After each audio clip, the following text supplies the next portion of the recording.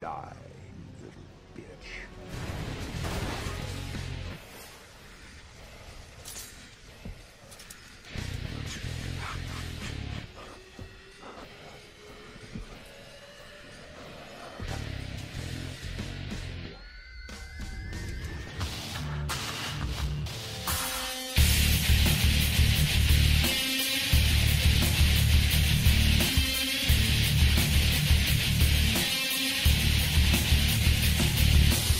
Welcome to Rabbit and Blue Radio with the Skeleton Crew, exclusively at horrorbid.com.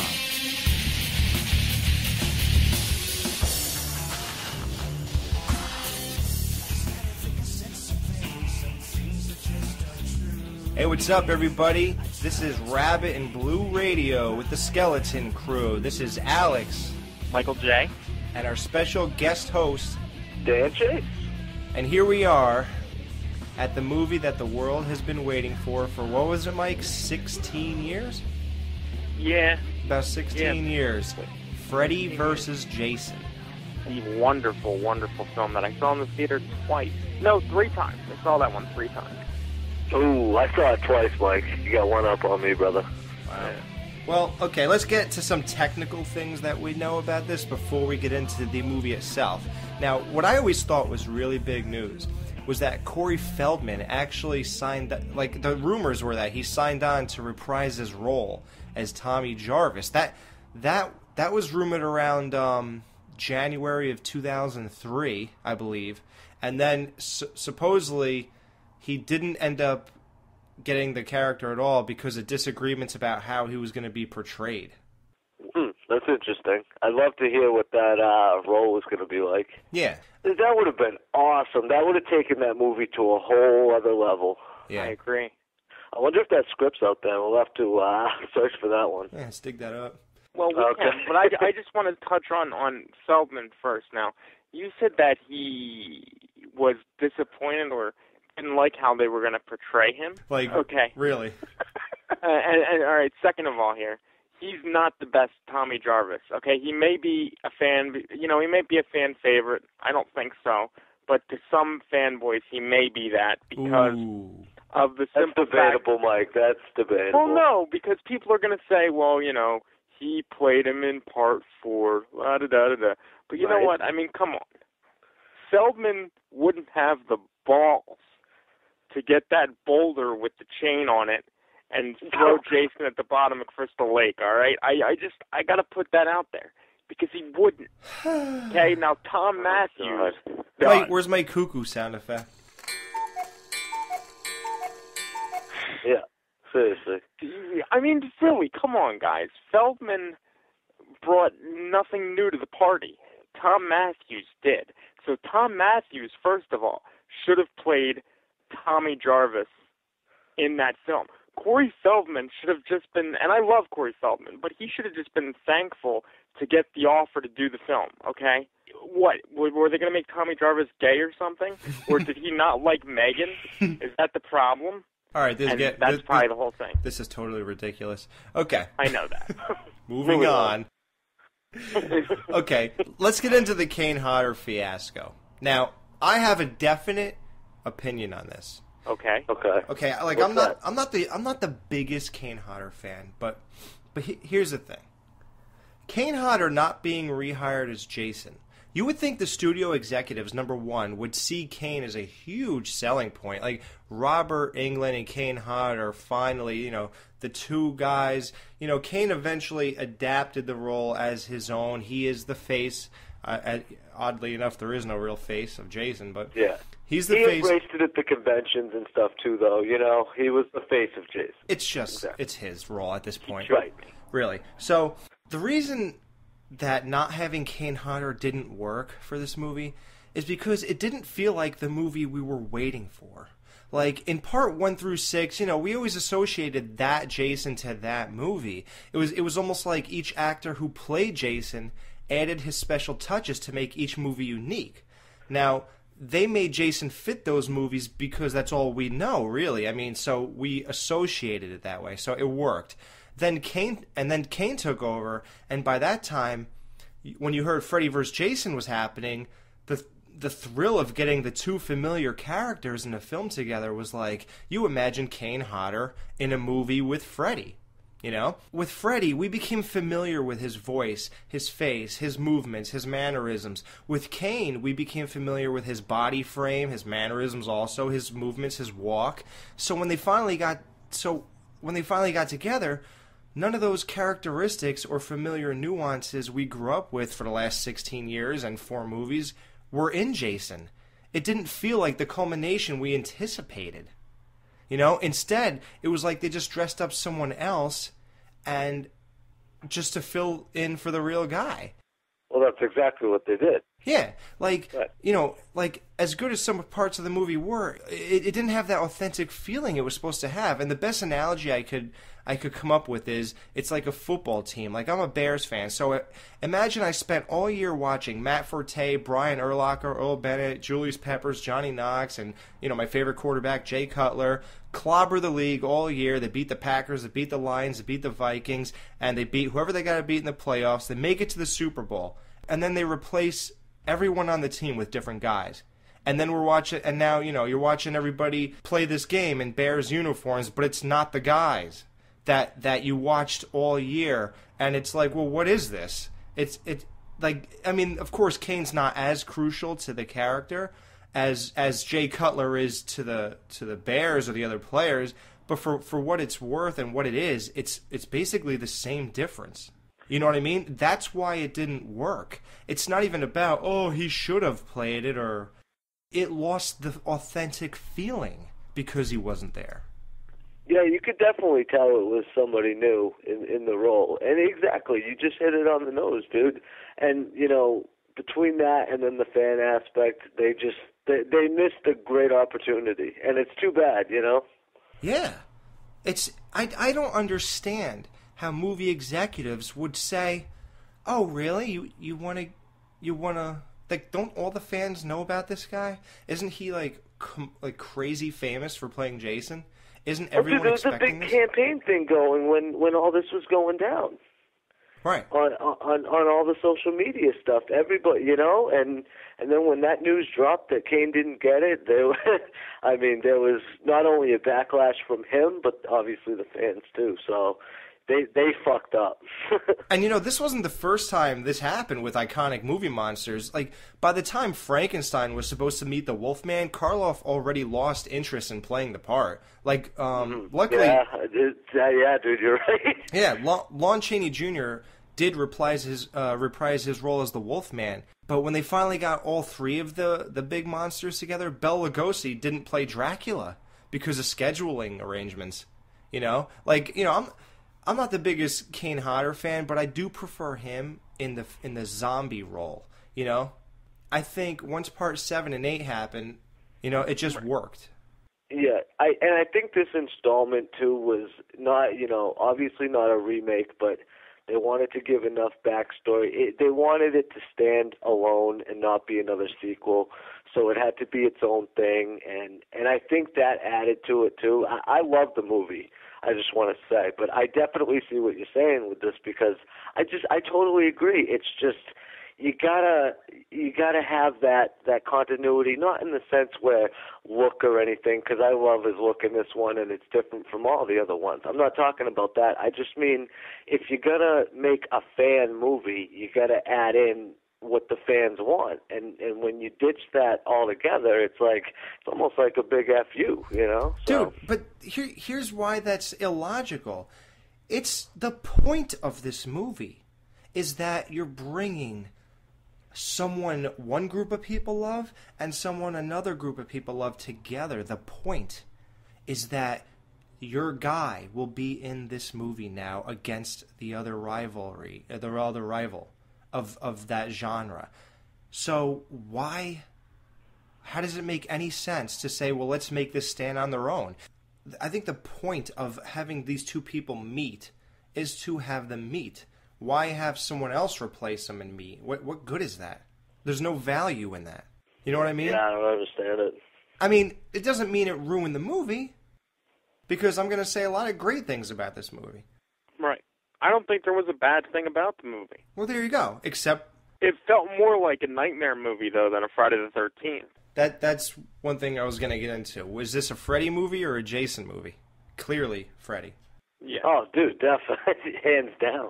Now, what were your experiences, like Mike, when you first saw this in the theater? You know how we talked about how some movies are great the first time, and as you get them at home, it's like, this kind of is not that great. Sometimes they're not that good in the theater, like Jason X.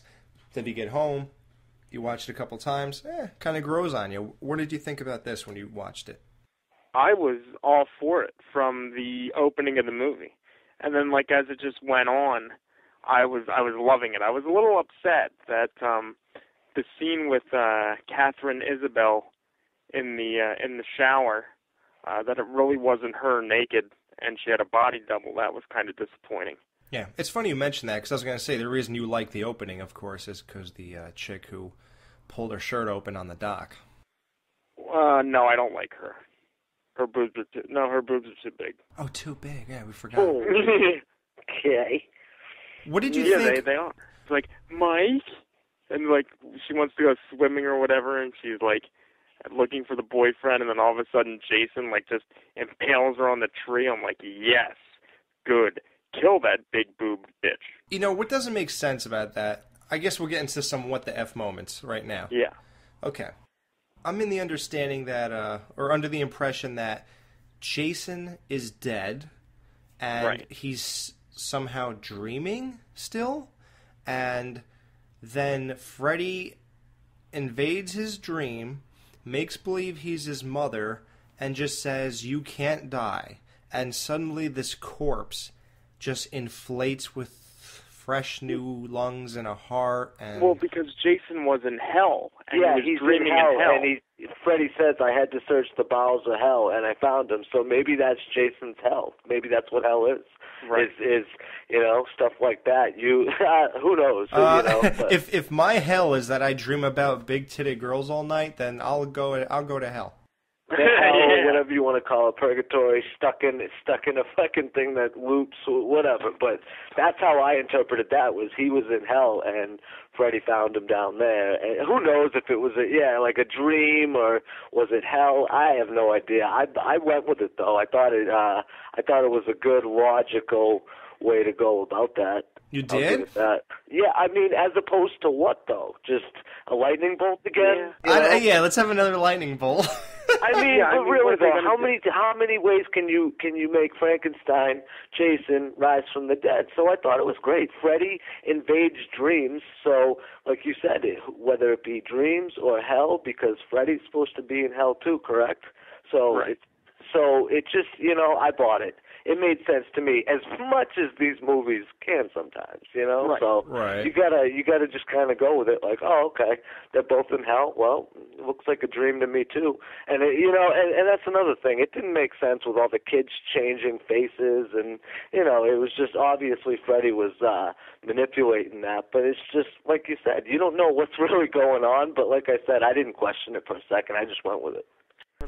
I actually I had the privilege of meeting Betsy Palmer about 2 or 3 times now. Nice. She comes to New Jersey a lot. Betsy Palmer, I asked her, I said, my number one question at that point, I think it was, I met her in like 2005 or so. And I said, hey, how come you didn't come back as Jason's mom in that movie? And she said, she said they were only going to pay her scale. Now, I don't know if I'm a little angry at her or the studio, and here's why. Mm-hmm. Listen, let's face it. She's at the end of her rope here. She's a very nice lady, but I don't know how to say this nicely. She's probably going to be dead soon, right? That's just a fact. Right. That's okay. sad. now, does it really matter how much money you get paid to give people who absolutely love you one last treat before you go? I mean, does it really matter if you make $300 or $800 that day? What is the difference? There's a big difference. What, you really think that... She's an iconic character, and I think that she deserves every penny she gets. Dude, she's probably got a family, you know what I mean? She probably wants to leave them money. Honestly, she's lucky they even offered her the job. I mean, really, it's an opportunity. She's not entitled to the role. Clearly, they got somebody else. Right, but I mean, the thing is, though, she's still been acting. I mean, she retired a few years ago, but before that, she was acting kind of steady in the horror genre anyway. So I think that she's kind of established herself, and I think that she's entitled to a little more than scale for that role. I mean, honestly, she would have only been working on the movie one day, right? Almost positive, maybe 1, maybe 2 days max. All right. They could have paid her a little more. I'm sorry, but they could have. I personally think she should have came back just for the fans alone. That's the role that made her where she's at. Right, exactly, and that's all I agree with you totally. I'm just saying that's basically her angle of it, and I can kind of see it maybe, but I think it's a little cocky and a little condescending to the fans because let's face it, if it wasn't for the fans, she wouldn't be where she's at. Period. Right. Yeah, and think of all the money we give her when we pay her for autographs and pictures. Right. $20 a pop. She's made thousands. She charges for pictures too. Absolutely. Well, no, it's a combo package. You get a picture also when she signs. How much? Mike, what are you asking me for? I saw you with 100 freaking pictures on your Facebook. Yeah, I know that, but I never met her. I never met her. So is she the standard 20? Yeah. All right. So. We talked about the Kane Hodder thing. Okay, so let's talk about the guy who played Jason. Me and Mike were talking earlier, and we mentioned how, oddly enough, the guy who played Jason was the short order cook in Friday the 13th Part 8 that Jason threw up against the window in the diner in New York. Yeah.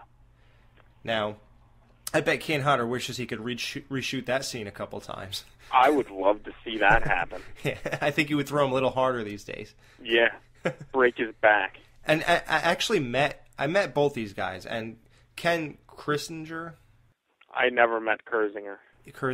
He's a much nicer guy than Kane Hodder, to me. Is he? To me anyway. Kane was actually got pissed off at me when Really? Yeah, when it was apparent that I found it odd that he thought he should have been cast as Jason in the remake. Yeah. He said he should have been or something like that, and I go, "Really? You think you should have?" And the way he looked at me, like he wanted to bash my head in.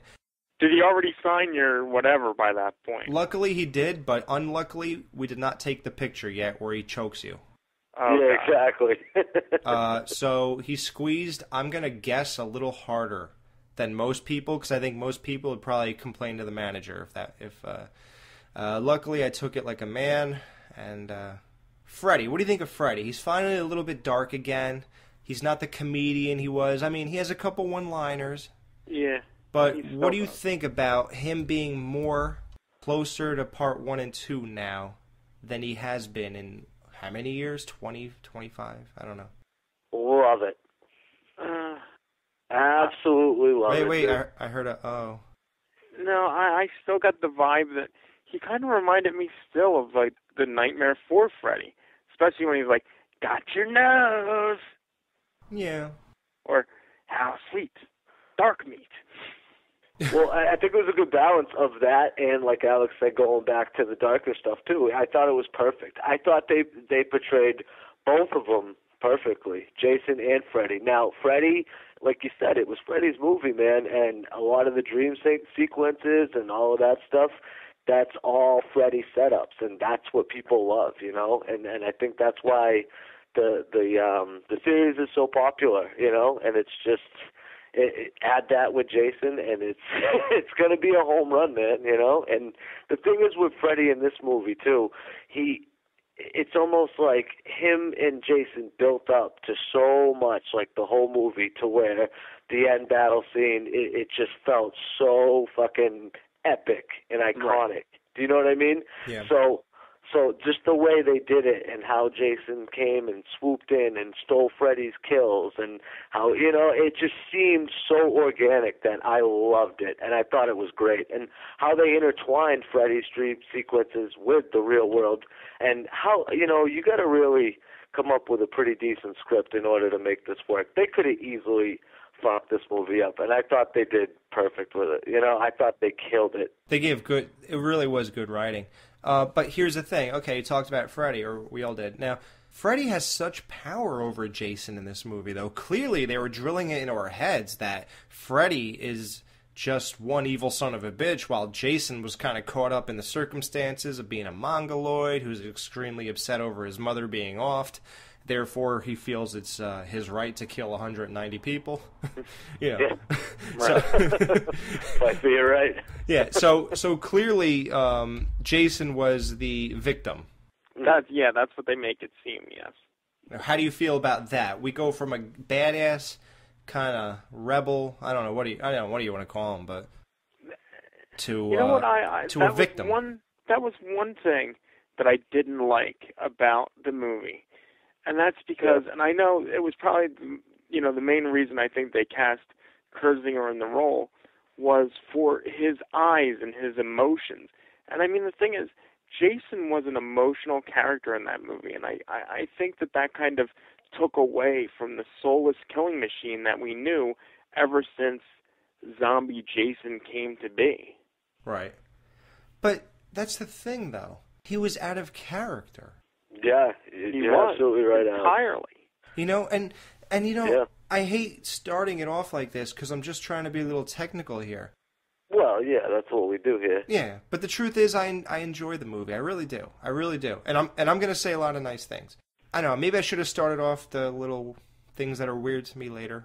But think of this though, Alex. You gotta look at both series. That's what Jason was. And he turned out to be a badass, yes. But like I said, going back to kind of the original concept of both of these characters, it makes sense that Freddy would be more powerful because Freddy is more powerful if you really think about it. Now, not in the sense where brute strength, but if you can invade dreams, dude, you got the upper hand. So it would make sense to intertwine these worlds and make it go down like that. That's why I enjoyed the script, because listen, you got to make it make sense somehow, and I think this is the closest way you're going to do it, and like you said, I thought he was out of character too. I never thought of it in those terms, but you're right. He was out of his element. He wasn't, like you said, the machine going around killing people. But in the sense, you gotta think, well, they had to make it work somehow. And that's what Freddy does. And I think they did it in a good way. I had no problems with that in particular. You see, people are going to be listening to this and going to be like, "What are these idiots talking about? He wasn't out of character. He's freaking going through a cornfield, slashing people up, killing people, doing this." I love that fucking scene. Yeah, killing the main characters. He's sitting here killing all these people. How are you going to say that he's blah, blah, blah? He's the same guy as he was, no matter how Freddy viewed him or no matter how, they went with it. But the cornfield scene, let's get to some of the characters and some of the events in the cornfield scene. There's some what the F moments. Right. Okay. What's wrong with the cornfield? Because I love the cornfield. The raver, dude. What was that all about? Oh, yeah, the raver, yeah. The bleached blonde hair. Yeah, and we all know a guy like that. That was ridiculous. So you got the fat guy. Hey, Jethro, why don't you go find yourself a pig to fuck? Yeah. Tell me that guy was not... I hated him. He deserved to die. Dude, he was trying to come off as the cool nerd. It's cool to be kind of nerdy. Yeah, right, dude? Honestly, he's like, "This Everclear is kicking my ass." I thought I was listening to Butthead. What is Everclear? I don't even know what the hell that is. I always wondered. It's like pure grain alcohol, pretty much. Oh, okay. Okay. So then, I don't know, man. I absolutely hated those two guys. And when Jason snapped his neck back and that guy looked at him, dropped to the floor, I was so happy that he felt that emotion and pain at that moment. And I was waiting for him to die. And the guy, this freaking curly-haired loser, blew that scene. He had the blood in his mouth already, and you could tell that he wouldn't open his mouth, and you could tell it was in his mouth, and he was just waiting to spit it out before Jason even threw the machete. Right. It was stupidity. Stupid. Unbelievable. And, that is. And I kind of blame the director. Why would you tell him to run with the blood in his mouth the entire time? Because they actually cut away from the scene. He was running with the blood. He couldn't open his mouth. It looked really awkward. Then they cut away. At that point, they could have put the blood in the mouth. Then you film the next part where it's actually going to hit him. Then you spit it out. What the hell was that? I know why. You ready? What do you, I run you. I make movie with Freddy and Jason. as long as they in movie be good. Who cared about the rest of it? F the details. That's right. No, you know how we're discussing it, though? I know he's laughing when he goes away, so when he's running away, but it sounds like it's probably overdubbed. Now, it sounds like they were probably trying to cover up for that, Alex, like you said. I never noticed that he actually had the blood in his mouth, but I always remembered him doing a really doofy, out-of-place laugh. So I'd love to go back and see that, because I think that would make sense, you know, with what you just said. Absolutely. All right, so let's get into the good characters now. You got Laurie. Oh, my God. Is that not the hottest lead girl in a Freddy or Jason movie? I agree. Motorboat. See, but she didn't seem that big to be motorboated, though. That's the problem. Which is what I like. Dude, even laying down, they stuck straight out. Of course they do. They're nice and perky. I like that. My God. Is she hot or what? I agree. Okay, do you want to get to right in the opening scene where they're all hanging out in the living room? Yeah, I downloaded that song by IMX that's playing in the background. God. It's called You My like First feng Time. shui? That kid was such a douchebag. You have nice feng shui. Shit. That's a horrible quote of the movie. How about the other guy? Oh, dude, I love Trey, man.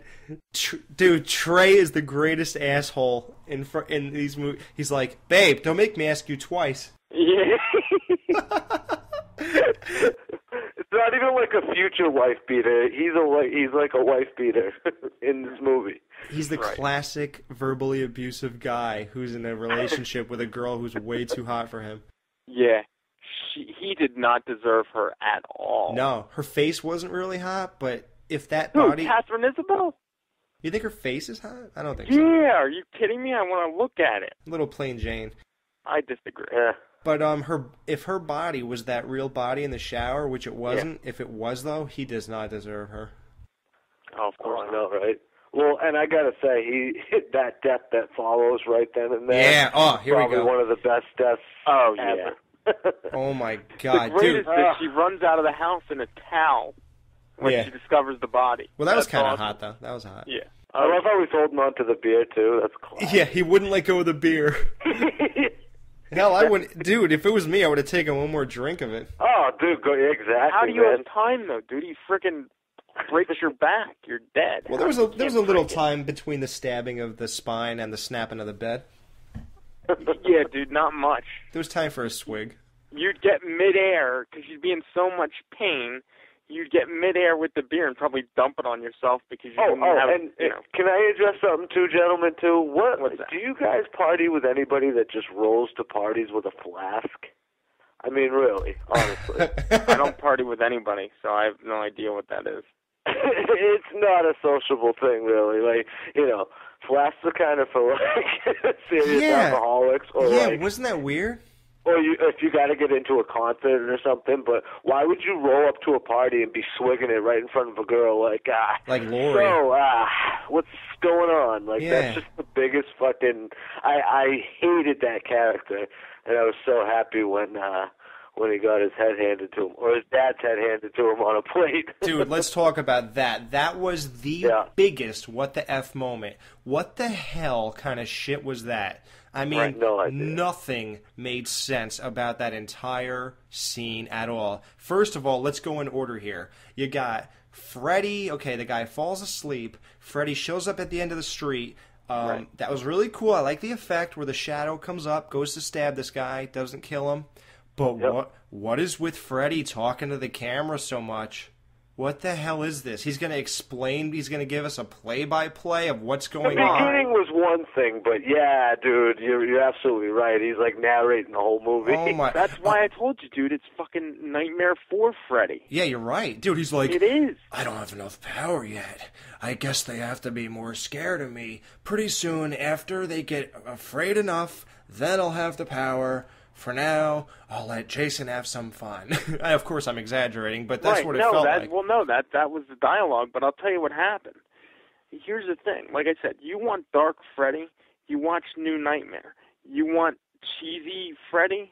Not that I didn't like it. I loved it. But if you want cheesy Freddy, watch Freddy versus Jason, because that is the ultimate cheese right there. I'm sorry, but it is. You're right. Okay, Well, no, I take it back. I want to say a dark part of this is when he's Catherine Isabel's in the boiler room, and that's a scary scene. It's going back to Freddy form, saying, creepy. It's not relying on, it's obviously not at the point where he's fighting Jason yet. It's going back to original Dark Freddy, and I think they did a good job with both. And in the scene you're talking about, you're absolutely right. It's over the top, and it's Freddy 4, but I think they also went back to Freddy 1 too, the original dark stuff too. I agree. There's just certain scenes where it tonally, I think it fits all around. And what's great is that, like I said, going back to this was kind of a reboot or a kind of its own thing. I think with that said, they have to come to a place where it all intersects and intertwines and makes sense. And I thought it all made sense throughout the whole series. They have to address every movie, and not every movie per se, but they have to address every aspect of their personality. Exactly. So in that aspect, I thought it was great, So all right, well, let's keep moving now. You got to... Okay, now let's get to Blake.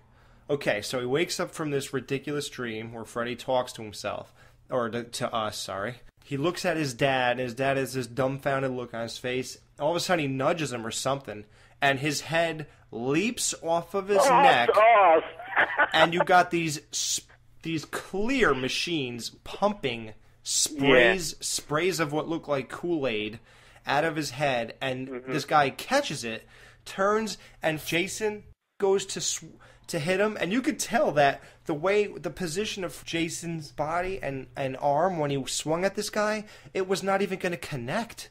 It was just going to be his hand kind of hitting Blake, and you could tell that it was just the kind of thing where Jason knew the director would say cut when he was right about to hit him, because there was no way it could have been a real hit. And then with that awkward kind of swing at him, you still see this blood fly at the window. That swing and that connect that would have happened never would have made any blood go anywhere. I don't even know what he hit, the guy's head that he was holding or the kid. You couldn't even tell what he was going to hit. It was just really bad. Everything about it. What's with the head? Everything. Even when he says, I'm okay. Like, come on. Yeah, dude. Like, what the hell is that? Like you said, everything about that scene is fucking ridiculous. You know what? I've never really thought about it until now. I always thought it was ridiculous, but now that we're actually talking about it, it's almost like that much more real. That scene is beyond stupid. Beyond stupid. Oh, you're so right, dude. Okay, then we get... Okay, let's go back to the cornfield now. The thing that really bothered me, what the F to the 10th degree? What is with the blood that squirts out of these people when Jason hits them? Every single artery known to man. Dude, yeah, apparently. It looks like they had sprinklers under their shirts of blood. It's like when you put your thumb over a hose. Yeah. What the hell was that? And then you actually see one of these guys get killed twice. Oh, really? Yeah, there's a guy with like some kind of snow hat on, sort of, and he gets killed pretty much right away when Jason gets out of the cornfield, and then he gets killed after he gets the beer sprayed on him and the fire goes out. He kills this guy again. What do you guys think about the Nightmare 3 reference in this with the Western Hills and the Hypnosil aspect? I loved it. That was awesome. I love that continuity aspect. Almost like, hey, we actually took the time to go back and, you know. Well, no, you guys do know that the guys that wrote Freddy vs. Jason, Damian Shannon and Mark Swift, were the same guys that wrote the remake, right? Right. Yeah. Yeah, exactly, yep. Yeah. So, I mean, it seems like they are horror fans. You know what I mean? They're fans of the franchise and the character. Right. I totally agree. Okay, I feel like such an asshole, but I have more complaints. What do we got? Okay. Robert Englund's performance as Freddy was so bad. Dude. Really? The delivery of his lines were awful. Like, I agree. Some of it was, remember? Ting, ting, ting, ting. Tilt. Oh, dude, no, we're not even going to talk about the pinball scene. I hate that fucking scene. It's like, boing, boing, boing, boing, boing, boing. Yeah, it got cartoony at one point. That was bad. I liked it. Other than that shit, I thought he did a pretty good job in it. I liked it personally, but... Well, here's what I'm saying. The delivery of the lines, I don't know if Freddy knew the situation he was in when he read the script. When Freddy's killing the Irish kid, and he comes up in his face, he says something to him like, I want you to call your friends. Like, what does he say to him? He's like, I want you to give your friends a message. Oh, and he says no, and he goes, no? Yeah. It was just, like, so weird. And then, in the boiler room, when he's gonna kill the girl who's hiding in the locker... Right. That one was mine! Mine! She's mine! Mine! Mine! Yeah. Like, that's not how you say it, you dope. Yeah. You're supposed to say, you're supposed to go, she's mine! She was mine! Like, you don't say, she's mine! Like, if you're saying it like, she's mine, it's like almost he's a like... whiny little bitch almost. Well, it's almost like you still have a chance to get her, and you better not touch her. Leave her alone. Like, you know, like you're like warning Jason. He said it like he was warning Jason when it's already gone. Yeah, pretty much. There was no chance at that point. Yeah, you're supposed to emphasize the word mine in the way where she's mine. And like that you're angry that it's gone now. Right. His delivery was terrible, and I know you think I'm being picky, but come on. No, I can see what you're talking about, and I think, like I said, that's just Ronnie Yu did not like. I don't get. Maybe he doesn't get voice inflection very well. I don't know. And then I know we're jumping ahead for this one line, but I'll just do this now. So because we're talking about his lines in the movie, what the hell was with the part where Jason? Right before he tilted over that bucket and all those rods went through Jason, he was like, hey, asshole. Up here. Up here. Like, what did he have? Like a duck take a shit in his mouth or something before he said that? Dude, yeah, the word asshole comes out so awkwardly. Hey, asshole! Up here! I noticed that, dude, when the first time I saw that. I said, I just tilted my head like a dog. I said, what? Fuck, dude. I was like, what was that shit? Dude, I'm so glad you mentioned that, bro. Because I forgot about that, dude. That was a big moment. He's like, here, bitch. You know, Kelly Rowland's character at the one point, he's like, hey, here, bitch. Well, after the party they go, and that's when what's his name, Cliff O'Malley comes in. Oh, dude, Cliff O'Malley is the greatest character in movie history. I know a lot of people don't know what we're talking. Pig. Yeah, do I smell a pig? Hey, pig! Like yeah, I know. Lachlan Monroe, I know him. Yeah. You know that, dude. I know a lot of people listening don't understand. That Man on Campus is a shit movie. Oh my Cliff O'Malley is my hero, dude. I love that fucking movie. Dude, the greatest movie ever. I know, for everyone listening, if you don't understand what's the greatest movie... Watch Dead Man on Campus. Who the fuck are you? Fucking cunt loader. You guys are making me want to watch that again. I gotta dig that out now. Everybody, Cliff O'Malley is the guy who played the cop in Freddy vs. Jason. And this movie, Dead Man on Campus, starred Zach Morris from Saved by the Bell. It was like his first real breakaway from like that kind of kid role, and he did an awesome job. And it was just the greatest movie. It's so funny. Kick me in the trunk. And he was like, I guess a blowjob's kind of out of the question. Oh my god, that's awesome. And that was after he set a girl's hair on fire. He was still wondering if she'll give him head. That was great. And then if you watch the end of the credits, I know we're totally off with this, but it's just funny. Did you ever watch where he's like at the end, he comes back in the apartment or something, and he's on fire? Yeah. Cliff O'Malley. Oh my god. All right. So then you get to Cliff O'Malley, and what I thought was really great writing, man. Basically, Springwood made all the kids who had these Freddy nightmares locked up. They go on Hypnosil, so they don't have dreams, and they basically erased Freddy that way. Now, that's pretty intricate writing. I love that. I don't think I would have thought of that. I thought that was the best way, because how do you do it? You quarantine them, you know? Yeah. It's weird. Exactly. It's such a weird thing. But that's the logical step that you got to take with Freddy. You know, that's always the conclusion that made sense to me. You know, how else would you stop somebody like that? Well, it makes sense. Fucking put them on drugs and make them like zombies so they don't dream. Boom. All right, you got Will. Will is awesome. I love that character. He's the Tommy Jarvis of this movie. I was talking to Mike earlier. The thing that's so strange about that character and the approach to the role that he took was Will's a good-looking guy, and he got like the hottest chick in the movie. Laurie is so hot, and he was dating her till he was locked up. But the way he acted was very awkward, and like he wasn't integrated into society properly. Well, and he acted like he belonged. He acted like he belonged in that mental institution. Well, look. Obviously, he's been in the institution for a while, so in a sense, you become disconnected from your former life, and that's exactly what happened to him. And that's why he acted awkward, because he was disconnected, and he needed to get back into it. You know, he needed to get back into his life. Because when you saw him talk to Laurie, he didn't look like the kind of guy that could get her, did he? His mannerisms, no. I mean. Definitely not. But again, like I said, you got to remember he was in a different place. Yeah. Well, the whole situation in this movie is just crazy, and, you know, I'm sure none of them really know what the hell's going on. And like you said, too, he's on so many drugs in that fucking place, hitting the pill and all that stuff. So, you know, you got to factor in that. And plus, I mean, you know, going to an institution, man, for a little while, you know, and be away from your friends for a while, dude, it's got to fuck with your head a little bit, you know. I thought he played it pretty well. I mean, see, the thing is with this movie, too, it's kind of all over the place. If you really think about it, look at the dad aspect. Oh, yeah. You know, what was that all about? Like, well, let's drink your juice. Like, what the fuck, dude?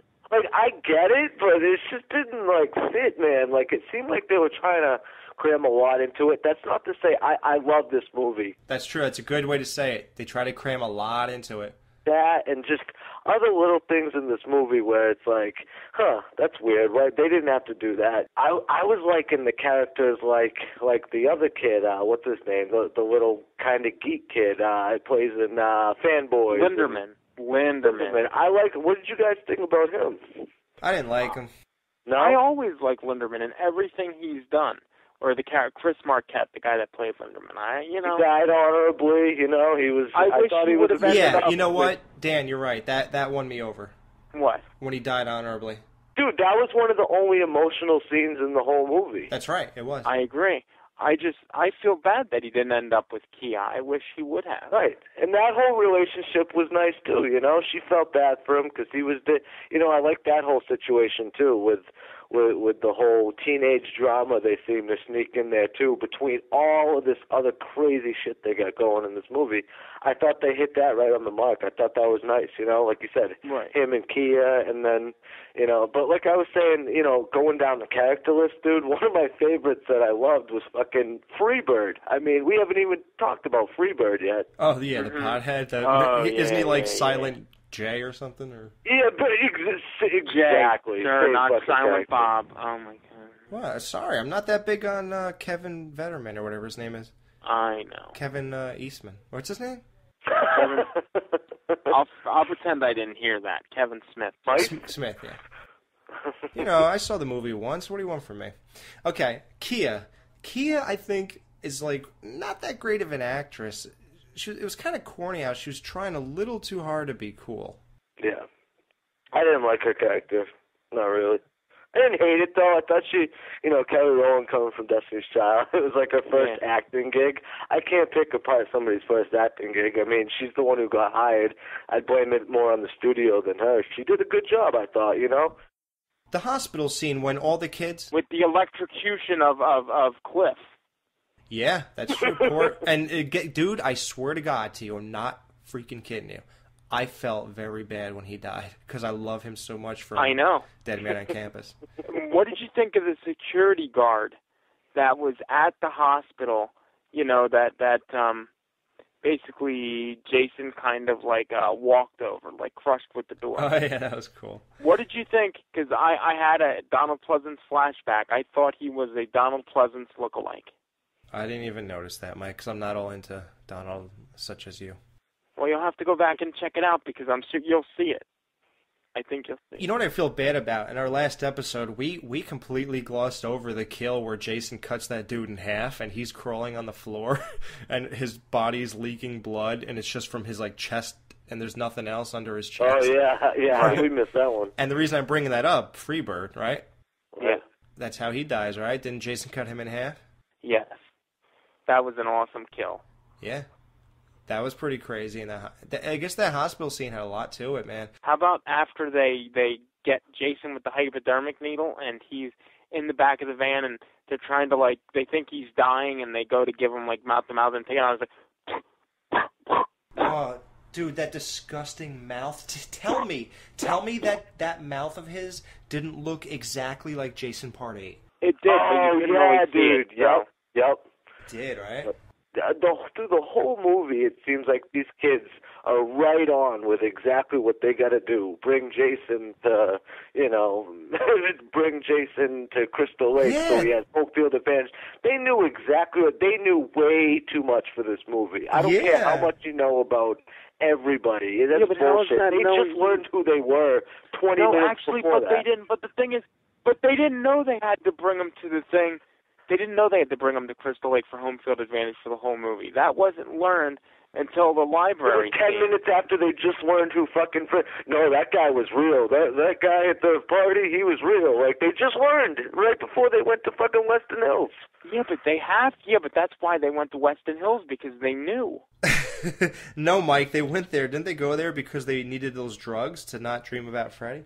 How could they learn so much, though? It was like a Scooby-Doo, like, for preschoolers. It was so easy for them. What, bro? Racing? Mike, you have to you have to admit, Mike, they really figured shit out quick. Yeah, dude, because they're smart. Kids are smart when they're not on drugs. I'm calling bullshit, dude. I'm calling bullshit on that I don't aspect. call bullshit because I'm telling you, they're smart when they're not on drugs. Kids are. Mike, I consider myself like kind of bright, like a little, Right. not the densest guy, but right, as do I. I couldn't have figured that out. Well, then, dude, how can you not figure it out? We've been through 10 of the movies by this point. And they have not. Exactly. They learned it from they have, Valley. because they went to the library and they learned, dude, the library has power. Bullshit. That's the power of books. Bullshit. And research. Bullshit. Yeah, dude. The only person that they really knew, Mark, the expert, supposedly, fucking died right before that anyway, so, and they were all going off one idea, and they were like, oh, this makes sense, we can do this. Get out of here. Get the fuck out of here. But listen to me. Mark's spirit carried on and gave them the knowledge that they needed. I can't believe you just said that. It's the truth. But see, the thing is with this too, man, is it's like these movies are so fun, and that's why I think with the whole thing with all these storylines intertwined, I thought it was too much. I thought if they would have went a little bit more simpler and just stuck to the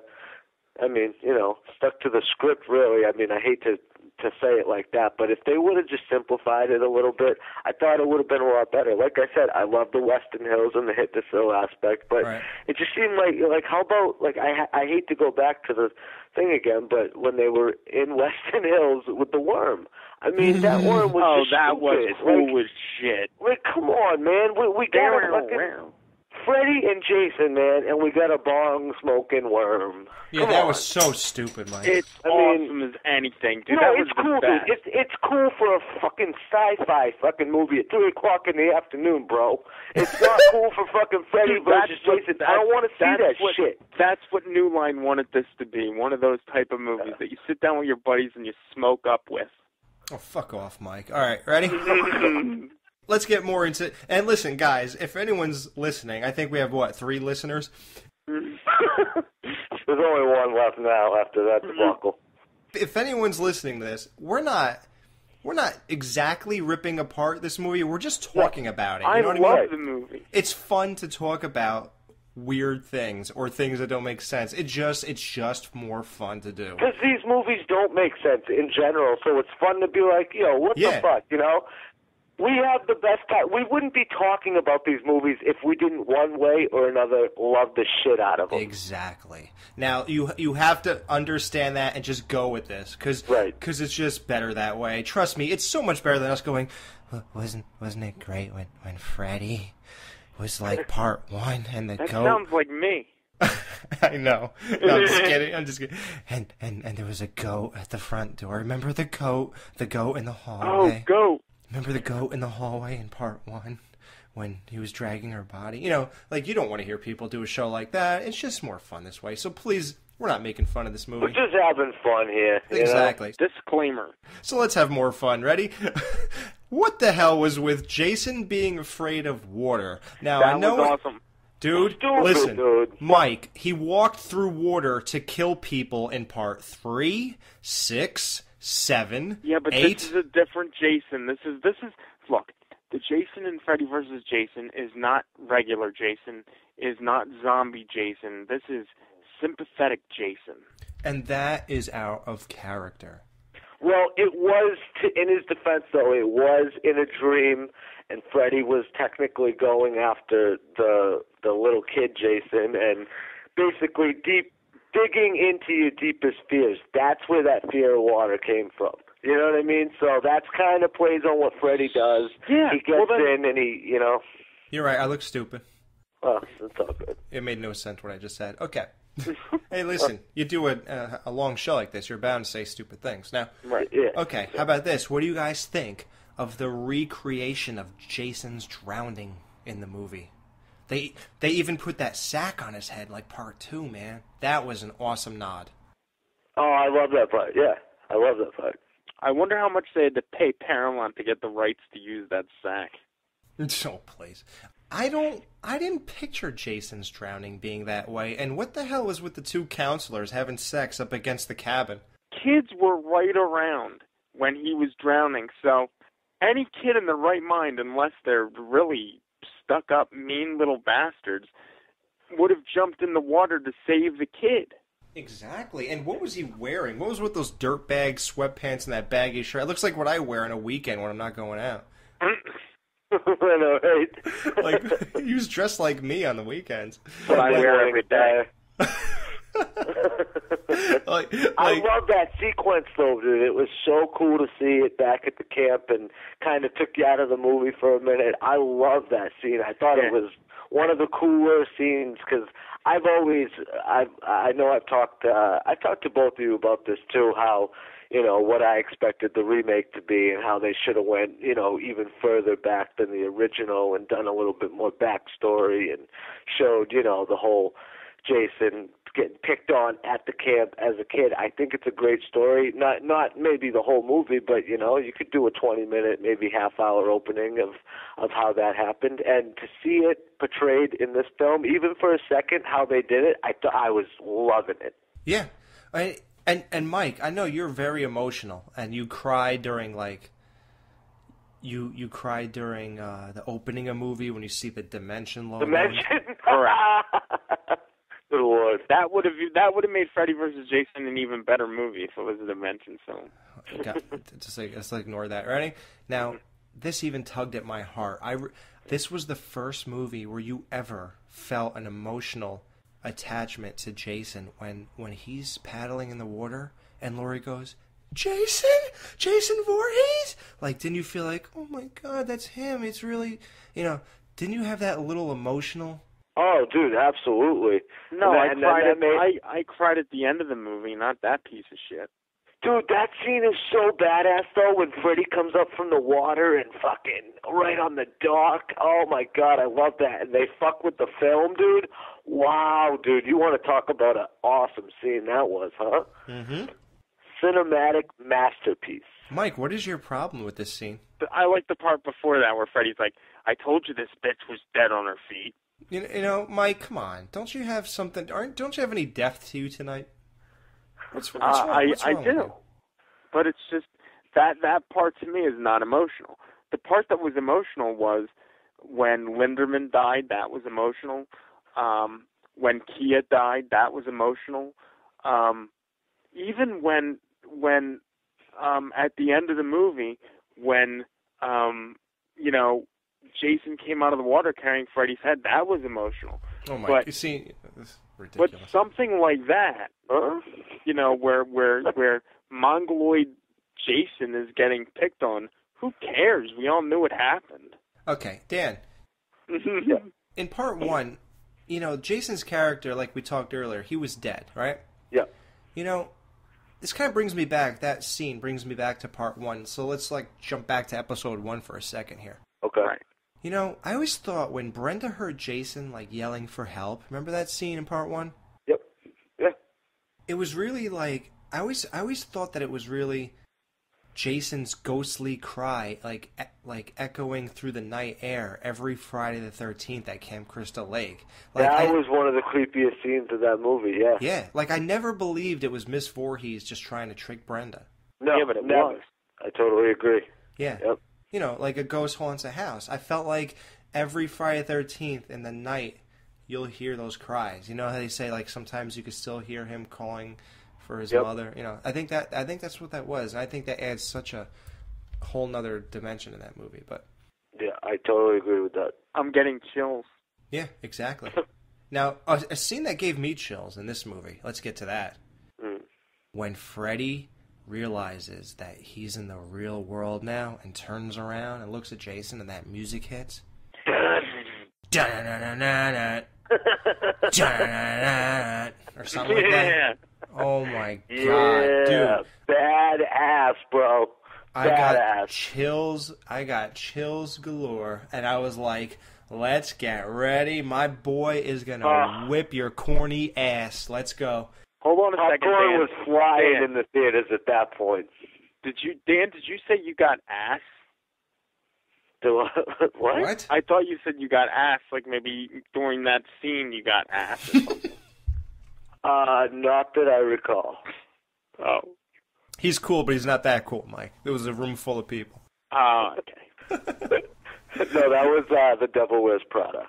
Oh, you just pop on the lap, insert, thrust, repeat. Wow. Okay. Good to know, bro. Dan, are any women going to enjoy Mike after this whole series is over?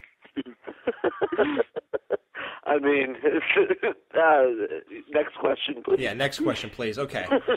All right, so get back to it now. Jason's ready to kick your boy's ass, and you're like, yeah. Oh wait, your boy's ready to kick Freddy's ass. I'm gonna be honest with you. I'm a huge horror fan, but yeah. I never really got into Freddy. Neither did I, really. I tried to. I really, really tried to. I swear to God. I went out and I bought the box set when it was still on VHS and all that stuff. But the only Freddy movie I like is Part 2. That is it. I think that's the most dark, evil guy. I think that embodied what I always thought Freddy was growing up.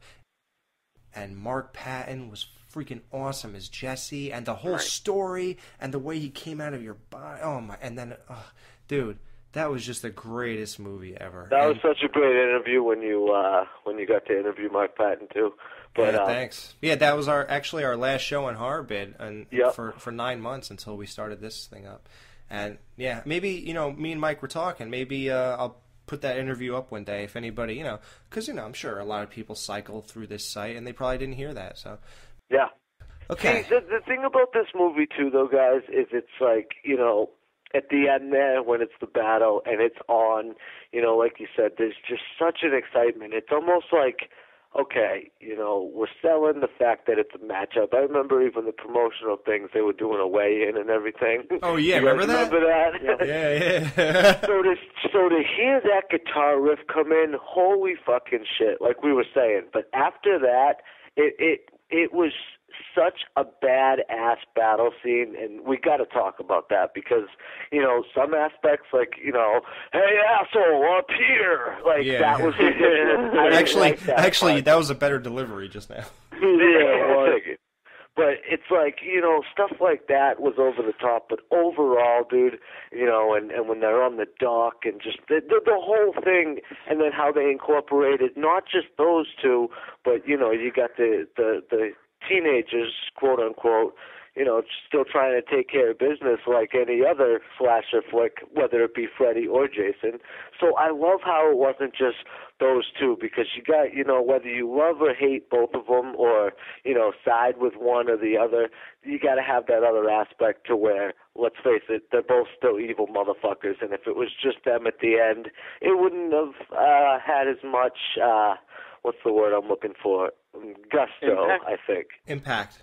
Well, Exactly. Here's what I find very weird about the whole chemistry of this whole thing and the whole presentation of it. Thank you. Well done, sir. I'm sorry, this is my fourth beer now. Hey, listen, I want to have a party here tonight. Okay. Yeah. So the show is sponsored by Bud Light.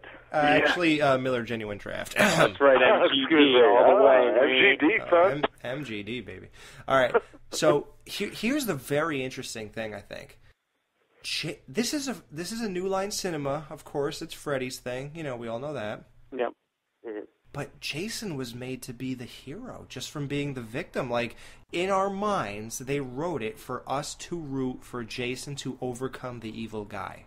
That's exactly what they said too, Alex. That's what Ronnie, you said. He said he wanted for Jason to be the hero type in this. That's exactly, you're right on. Isn't that strange in a New Line movie? Yeah, oh, absolutely. Which basically pissed on Jason for 2 movies in a row. I mean, we like Jason X, but most people think that was totally stupid.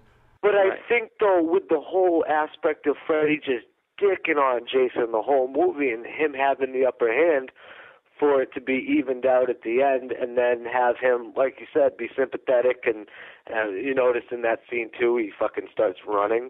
He runs as he throws Freddy's head through those windows as he's running him down. He runs full fucking throttle. Jason doesn't run. Yeah, shut up, nerd.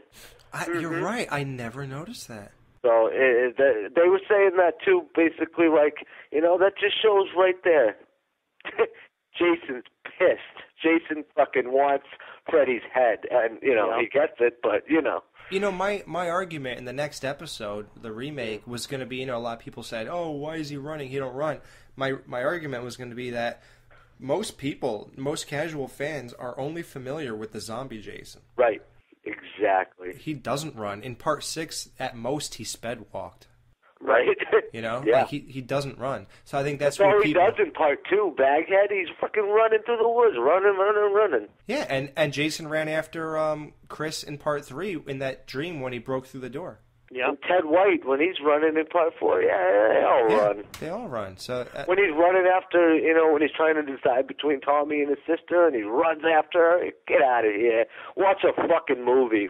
Listen to our reviews of them, too. Yes. Of course, me being the jerk-off of the show, I'm going to complain again. You fucking jerk-off. Mm-hmm. Okay. People are going to be like, does this guy like movies at all? Obviously not.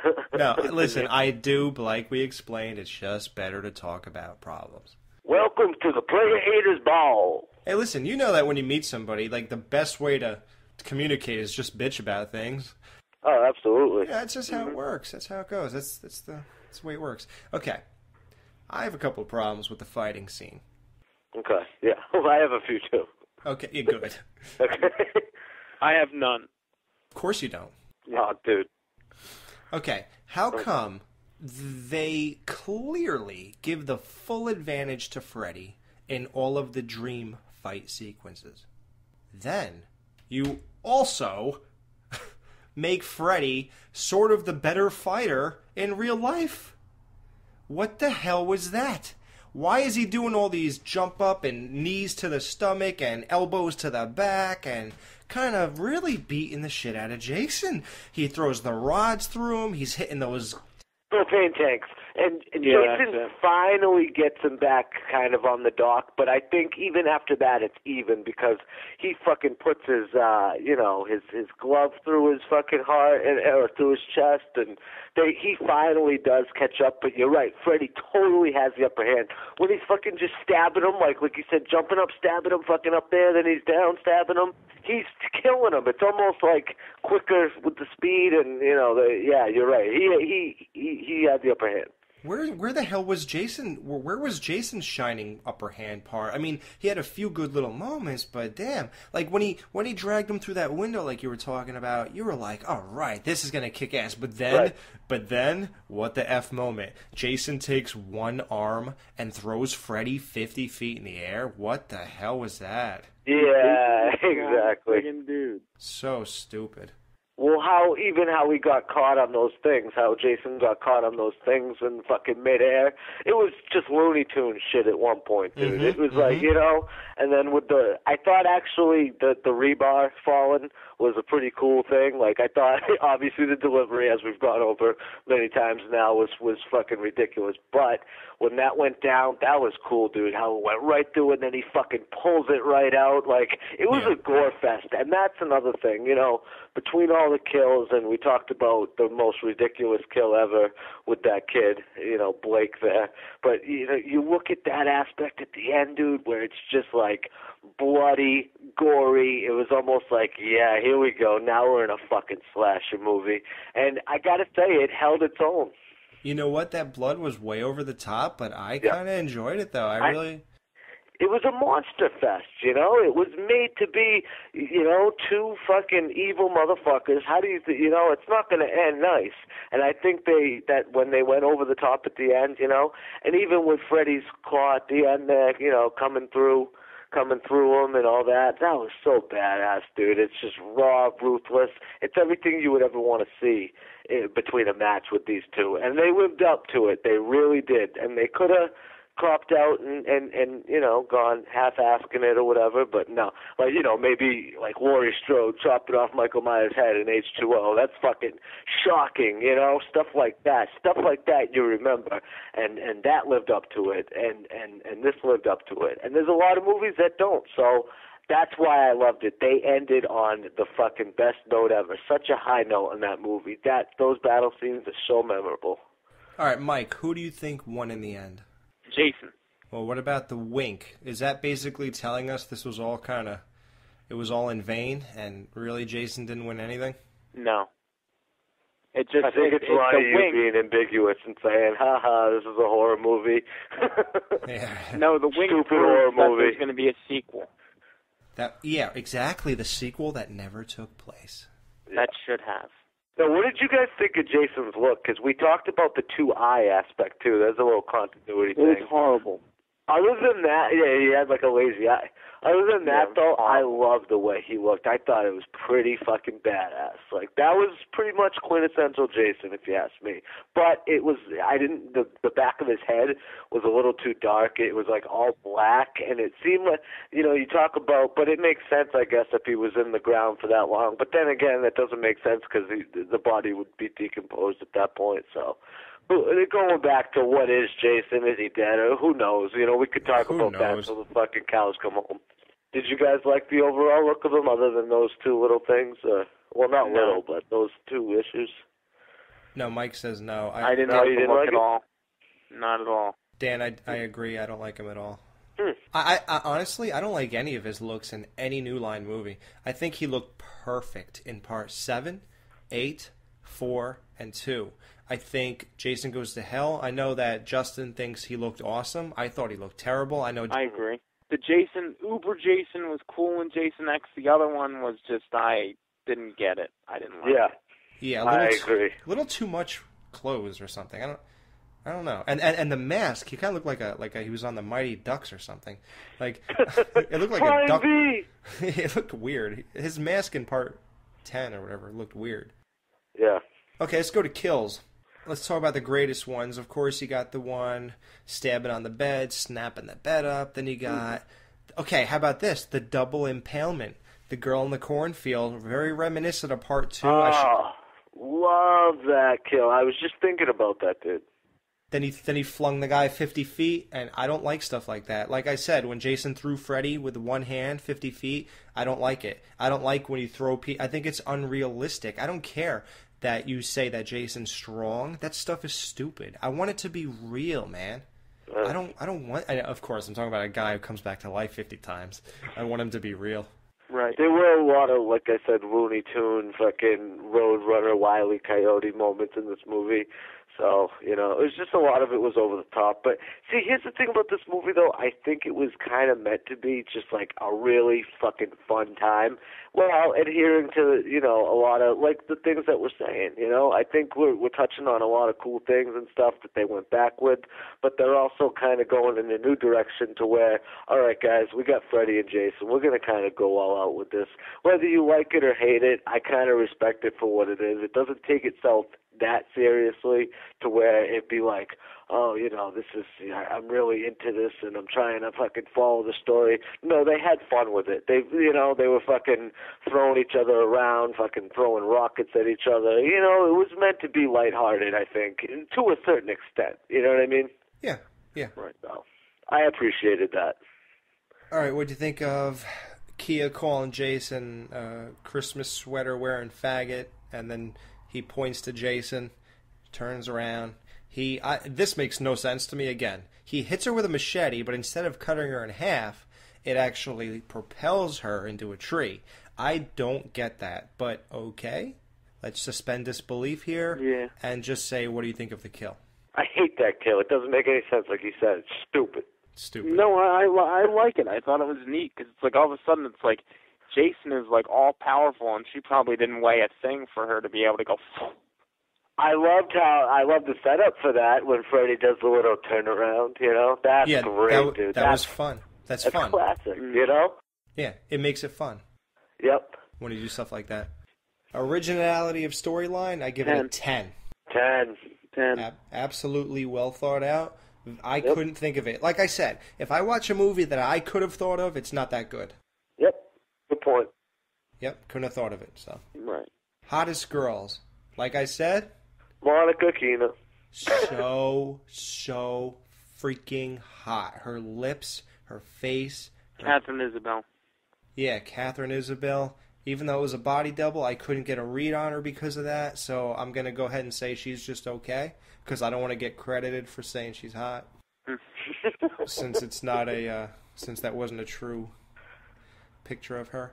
We'll edit it, Mike. We'll get them. Kia's pretty hot. I don't like her acting, but she's a good-looking girl. The girl at the opening scene. I was just going to say, yeah. That doesn't count. Oh, yes, it does. Oh, it counted to me. That was a quintessential Friday the 13th scene, and that's exactly what it was made out to be. Quintessential gratuitous nudity. Exactly. And we were just about to go here. Sex and nudity. Her, you got the body double in the shower, super hot. The sex scene was that same girl riding Trey's... let's be... Sorry. They're going at it, too. Yeah, they are. Going at it in that scene. Yeah, they're having a good time before she took that shower. Mm-hmm. Yeah, exactly. Fucking drunk off of fucking 2 beers. All right, this is pretty funny awards for this movie. Best couple in the movie. Will and... Yeah. My favorite is Trey and his girlfriend. Trey was the greatest couple ever. Babe, don't make me ask you twice. I told you not to kiss me after you smoke. Yeah, go take a shower. Your hair smells like menthol anyway. Babe, you know I don't like to be touched after. That guy was such an asshole. How about when he shows up all fucking dead in the cornfield in her dream sequence? That was great, too. That was weird, man. Like, that was her nightmare, though. Do you know what I'm saying? Like, that kid was her nightmare. You know what I like about it? When he was like, don't make me ask you twice in the cornfield, she, like, flinched. Yeah. That was really cool. Yeah, she's still scared of him, yeah. I love that, dude. Yep. That made me feel like it was a real relationship. Yep, exactly. All right, let's rate this movie. I'm going to give this, even though Kane wasn't in it, and like I said, it was like the Bears playing in the Super Bowl without Jay Cutler, I'm going to say they did a good enough job. I give them credit. It was a little over the top, a little stupid sometimes. Some things made no sense. With all that taken into consideration, I'm going to give it a 7.5. Okay. I give it a 9. Me too, Mike. I'm with you with the 9. I was teetering between the 9 and a 10. I don't think it was over the top to be a 10. I don't think anything really was shocking. You know, it takes a lot to get a 10 in my book, so definitely a 9. I love this movie. Out of all of them. Even with all the fake blood and all that stupid, and the head popping off, all that Doesn't stuff. matter. I just love this movie. And like I said before, too, guys, this is the first one that I saw in the theaters. I know I'm like 5 movies behind you guys, but we got to go back to the nostalgic aspect of it. And, it just seeing that on screen was really fun, and that's it. Then I got it on DVD. And I just love that movie. And, with all its flaws, I love it. And it's got that special place in my heart. So, bam. All right, well, we hope you enjoyed the 11th installment of the 12 Days of Friday the 13th. We got one left, guys, and this journey is over. And we'll never talk about these movies again. Never. Not even reference them. No. All you get. I'm sure it'll come up some point or another, but, nothing major. This is about it. Yep. Look for us tomorrow when we embark on the remake of Friday the 13th. Yeah, the end of the journey. Oh, it's going down. It's going down. Going down, son. You've been listening to Rabbit and Blue Radio with the Skeleton Crew, exclusively at HorrorBid.com.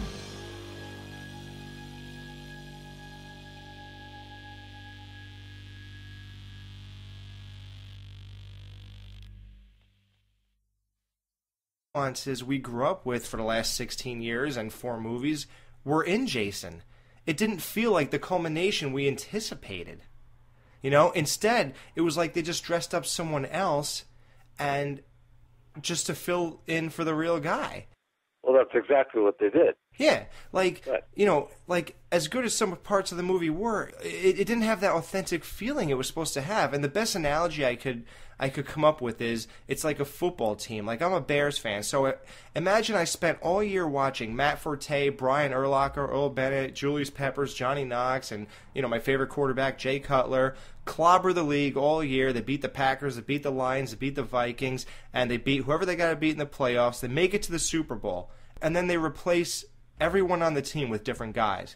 And then we're watching, and now, you're watching everybody play this game in Bears uniforms, but it's not the guys that you watched all year. And it's like, well, what is this? It's of course, Kane's not as crucial to the character as Jay Cutler is to the Bears or the other players, but for what it's worth and what it is, it's basically the same difference. You know what I mean? That's why it didn't work. It's not even about, oh, he should have played it, or it lost the authentic feeling because he wasn't there. Yeah, you could definitely tell it was somebody new in the role. And exactly, you just hit it on the nose, dude. And, between that and then the fan aspect, they missed a great opportunity. And it's too bad, Yeah. I don't understand how movie executives would say, "Oh, really? You want to like, don't all the fans know about this guy? Isn't he like crazy famous for playing Jason? Isn't everyone expecting this?" There was a big campaign thing going when all this was going down. Right. On all the social media stuff, everybody, and then when that news dropped that Kane didn't get it, there was not only a backlash from him, but obviously the fans too. So they fucked up. And this wasn't the first time this happened with iconic movie monsters. Like, by the time Frankenstein was supposed to meet the Wolfman, Karloff already lost interest in playing the part. Like, luckily, yeah, dude, you're right. Yeah, Lon Chaney Jr. did reprise his role as the Wolfman, but when they finally got all 3 of the big monsters together, Bela Lugosi didn't play Dracula because of scheduling arrangements. I'm not the biggest. Die, little bitch.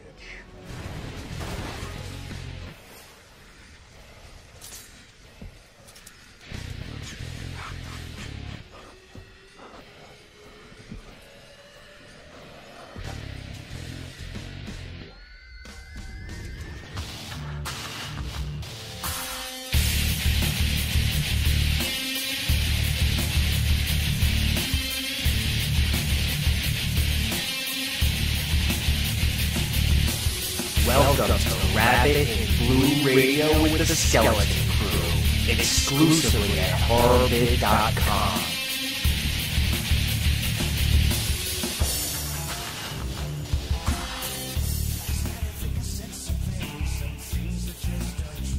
Hey, what's up, everybody? This is Rabbit and Blue Radio with the Skeleton Crew. This is Alex. Michael J. And our special guest host, Dan Chase. And here we are at the movie that the world has been waiting for what was it, Mike? 16 years?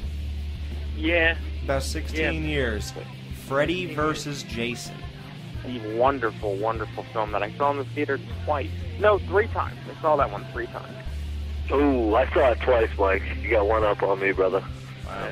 Well, okay, let's get to some technical things that we know about this before we get into the movie itself. Now, what I always thought was really big news was that Corey Feldman actually signed, like, the rumors were that he signed on to reprise his role as Tommy Jarvis. That was rumored around January of 2003, I believe. And then supposedly he didn't end up getting the character at all because of disagreements about how he was going to be portrayed. That's interesting. I'd love to hear what that role was going to be like. Yeah. That would have been awesome. That would have taken that movie to a whole other level. Yeah. I agree. I wonder if that script's out there. We'll have to search for that one. Yeah, let's dig that up. Well, we can, but I just want to touch on Feldman first now. You said that he was disappointed or didn't like how they were going to portray him. Like, okay. Really? and all right, second of all here, he's not the best Tommy Jarvis, okay? He may be a fan, he may be a fan favorite. I don't think so. But to some fanboys, he may be that because of the simple That's debatable, Mike. That's debatable. Well, no, because people are going to say, well, he played him in part 4. Kane Hodder fan, but I do prefer him in the zombie role, I think once part 7 and 8 happened, it just worked. Yeah, I think this installment too was not, obviously not a remake, but they wanted to give enough backstory. They wanted it to stand alone and not be another sequel, so it had to be its own thing, and I think that added to it too. I love the movie, I just want to say, but I definitely see what you're saying with this because I totally agree. It's just you gotta have that continuity, not in the sense where look or anything, because I love his look in this one and it's different from all the other ones. I'm not talking about that. I just mean if you're gonna make a fan movie, you gotta add in what the fans want, and when you ditch that altogether, it's almost like a big FU, So. Dude, but here's why that's illogical. It's the point of this movie is that you're bringing someone one group of people love and someone another group of people love together. The point is that your guy will be in this movie now against the other rival of that genre. So how does it make any sense to say, well, let's make this stand on their own? I think the point of having these two people meet is to have them meet. Why have someone else replace them and meet? What good is that? There's no value in that. You know what I mean? Yeah, I don't understand it. I mean, it doesn't mean it ruined the movie, because I'm going to say a lot of great things about this movie. Right. I don't think there was a bad thing about the movie. Well, there you go. Except it felt more like a nightmare movie, though, than a Friday the 13th. That's one thing I was going to get into. Was this a Freddy movie or a Jason movie? Clearly, Freddy. Yeah. Oh, dude, definitely, hands down. Now, what were your experiences, like Mike, when you first saw this in the theater? You know how we talked about how some movies are great the first time, and as you get them at home, it's like, this kind of is not that great. Sometimes they're not that good in the theater, like Jason X. Then you get home, you watch it a couple times, kind of grows on you. What did you think about this when you watched it? I was all for it from the opening of the movie. And then, as it just went on, I was loving it. I was a little upset that the scene with Catherine Isabel in the shower, that it really wasn't her naked and she had a body double. That was kind of disappointing. Yeah, it's funny you mentioned that because I was going to say that. But you know what? I mean, come on. Feldman wouldn't have the balls to get that boulder with the chain on it and throw Jason at the bottom of Crystal Lake, all right? I got to put that out there because he wouldn't. Okay, now Tom Matthews. Wait, where's my cuckoo sound effect? Yeah, seriously. I mean, really, come on, guys. Feldman brought nothing new to the party. Tom Matthews did. So Tom Matthews, first of all, should have played Tommy Jarvis in that film. Corey Feldman should have just been, and I love Corey Feldman, but he should have just been thankful to get the offer to do the film, okay? What, were they going to make Tommy Jarvis gay or something? Or did he not like Megan? Is that the problem? All right, that's probably the whole thing. This is totally ridiculous. Okay. I know that. Moving on. Okay, let's get into the Kane Hodder fiasco. Now, I have a definite opinion on this. Okay. Okay. Like I'm not the biggest Kane Hodder fan, but here's the thing: Kane Hodder not being rehired as Jason. You would think the studio executives, number one, would see Kane as a huge selling point. Like Robert Englund and Kane Hodder finally, the two guys. Kane eventually adapted the role as his own. He is the face. Oddly enough, there is no real face of Jason, but yeah. He's the face. He embraced it at the conventions and stuff too, though.